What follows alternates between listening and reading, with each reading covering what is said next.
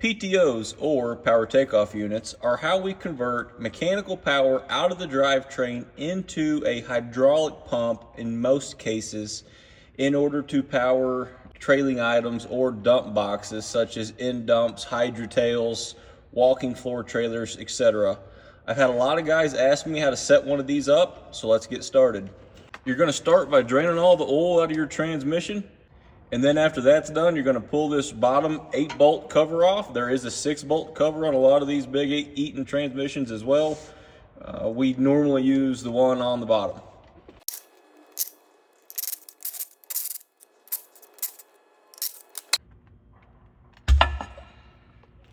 Once you have your cover off and your old gasket out of the way and your gasket area clean, we can continue by installing our studs.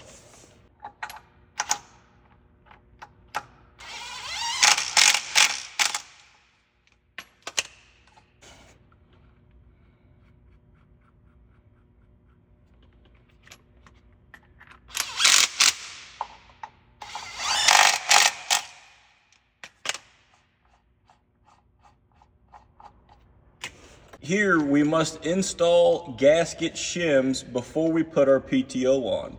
These gasket shims come in a thick and a thin. The thick one's 20 thousandths thick, the thin one is 10 thousandths thick.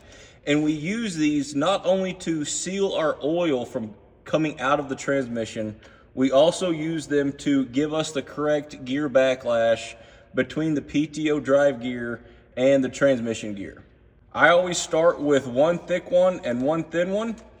We are shooting for a backlash somewhere in the range of 6 to 12 thousandths on these, and a good rule of thumb is one thin gasket changes your backlash 6 thousandths, while a 20 thousandth shim changes your backlash 12 thousandths roughly.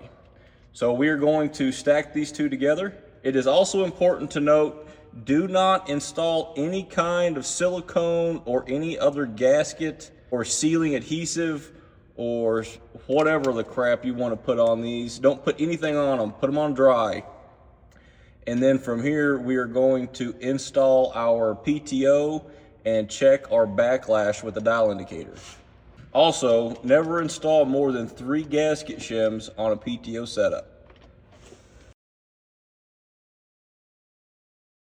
On this style of PTO, in order to check your gear backlash, we must remove the actuator that actually engages the PTO. So let's do that now.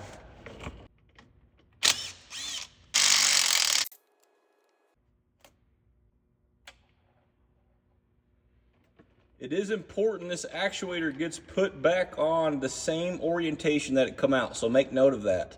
Otherwise, your PTO will be engaged when it's not supposed to be, and vice versa.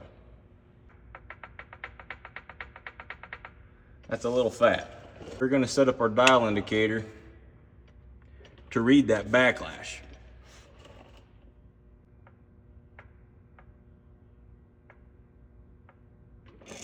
Right now we're at the upper limit of our allowable backlash, which is 6 to 12 thousandths. But like I said earlier, if we take a 10 thou shim out, it's going to move our PTO closer to the transmission, therefore taking some of our backlash out. And a 10,000 shim takes it down roughly 6 thou, which is going to put us at the lower end of spec. And I would rather be at the higher end of spec personally. So we are going to go ahead and install just a little dab of Loctite on the rest of these bolts, suck all this down, and we will be good to go.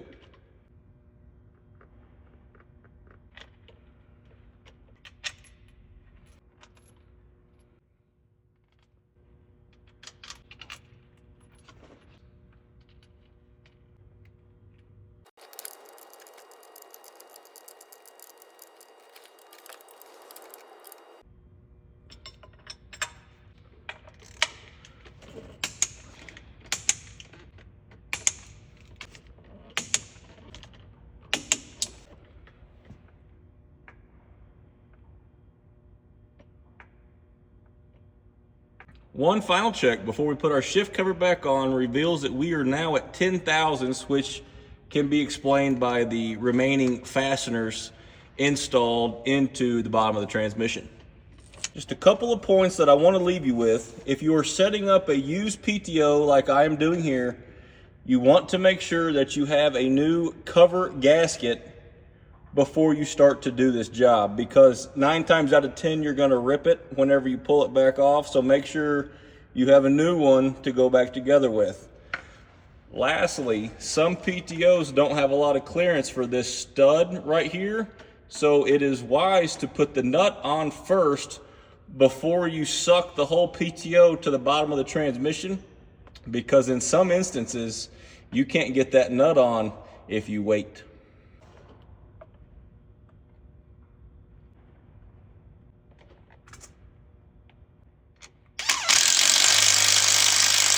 Hey, ya boy.